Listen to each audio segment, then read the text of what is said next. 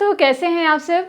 आज मैं हिंदी व्याकरण में लेकर के आई हूँ विराम चिन्ह। आज आपको बताऊंगी कि विराम चिन्ह का प्रयोग कहाँ होता है। तो मैं विराम चिन्ह का परिभाषा, उदाहरण तथा प्रयोग बताऊंगी। तो सबसे पहले यदि आप मेरे चैनल पर नए हैं तो लाइक कीजिए, सब्सक्राइब कीजिए, बेल आइकन को क्लिक कीजिए और अपने दोस्तों के साथ भी शेयर कीजिए। आइए जानते हैं विराम चिन्ह का परिभाषा, उदाहरण तथा प्रयोग, यानी कि विराम चिन्ह का प्रयोग कहाँ कहाँ होता है। तो सबसे पहले विराम चिन्ह का अर्थ जान लेते हैं कि विराम चिन्ह क्या है। तो आइए आप अपने नोटबुक में नोट कीजिए कि विराम चिन्ह क्या है, उसका प्रयोग कहाँ कहाँ किया जाता है।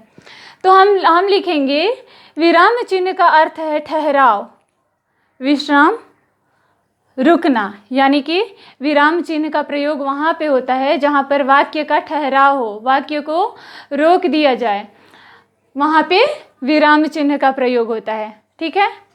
उसके बाद अर्थात वाक्य लिखते समय विराम चिन्ह को प्रकट करने के लिए लगाए जाने वाले चिन्ह को विराम चिन्ह कहते हैं। कह रहा है कि वाक्य लिखते समय विराम को प्रकट, यानी रुक जहाँ हम रुकते हैं वहाँ पर विराम चिन्ह का प्रयोग करते हैं। हाँ, अब मैं बताती हूँ विराम चिन्ह क्या है। तो विराम चिन्ह ये है, ये विराम चिन्ह है। ठीक है, आप इसको विराम चिन्ह लिखिए, विराम चिन्ह है ये। ठीक है, ये विराम चिन्ह है।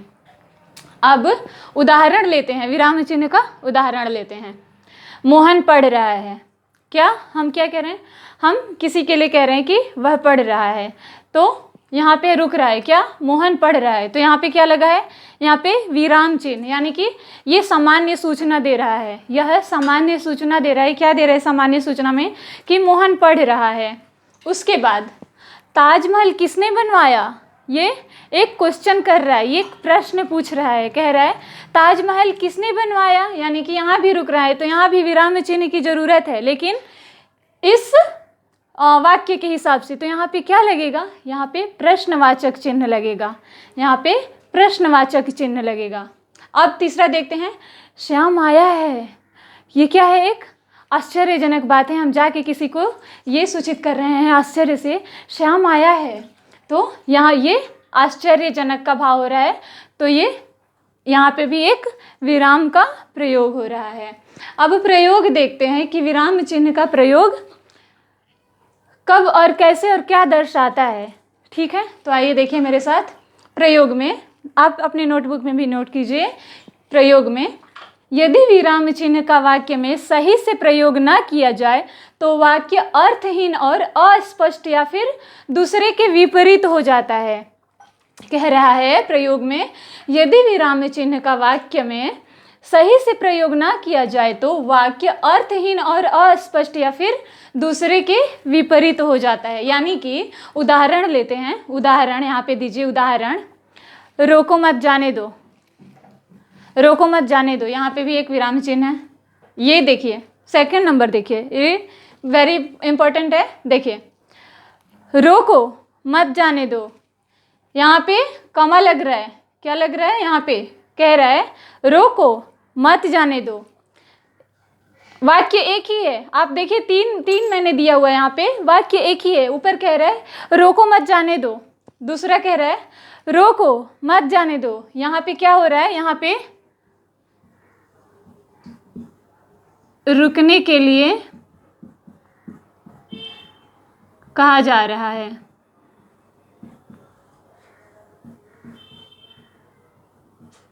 यहाँ पे रुकने के लिए कहा जा रहा है। ठीक है, अब रोको मत जाने दो, ये क्या कह रहा है, रोको मत जाने दो। यानी कि ये कह रहा है रोको मत जाने दो, यानी कि मत रोको, जाने दो। क्या कह रहा है ये, यहाँ पर जाने की बात की जा रही है, जाने की बात की जा रही है। ठीक है, यहाँ पर जाने की बात की जा रही है। यानी कि देखिए ये तीनों शब्द का, ये तीनों वाक्य का हमने ये यहाँ पे तीनों वाक्य एक ही दिया हुआ है, रोको मत जाने दो, रोको मत। लेकिन एक चिन्ह की वजह से इसका अर्थ बदल रहा है, तीनों का अर्थ बदल रहा है। इसमें कुछ स्पष्ट ही नहीं होता कि ये क्या कह रहा है, रुकने के लिए कह रहा है या जाने के लिए कह रहा है। हो रहा है स्पष्ट? नहीं हो रहा है। इसमें स्पष्ट नहीं हो रहा है कि ये क्या कह रहा है, रुकने के लिए कह रहा है या जाने के लिए कह रहा है। लेकिन यहाँ पे स्पष्ट हो रहा है, रोको मत जाने दो, यानी यहाँ पे ना जाने की बात की जा रही है, यानी कि रुकने के लिए बात की जा रही है। यहाँ पे रोको मत जाने दो, यानी कि यहाँ पर जाने की बात की जा रही है, रुकने की बात नहीं की जा रही है। तो हम उदाहरण में देखते हैं। उदाहरण में लिखिए,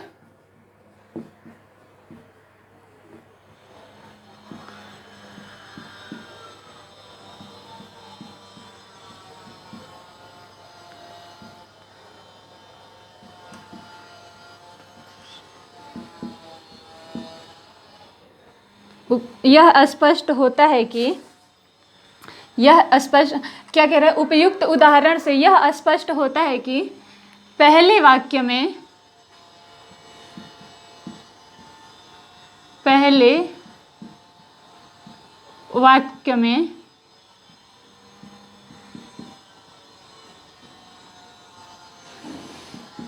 दर्शाया गया भाव अर्थहीन है,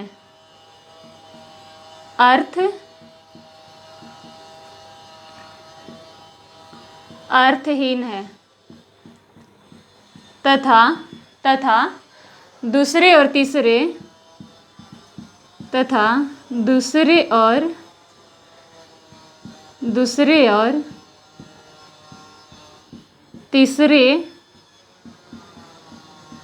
वाक्य में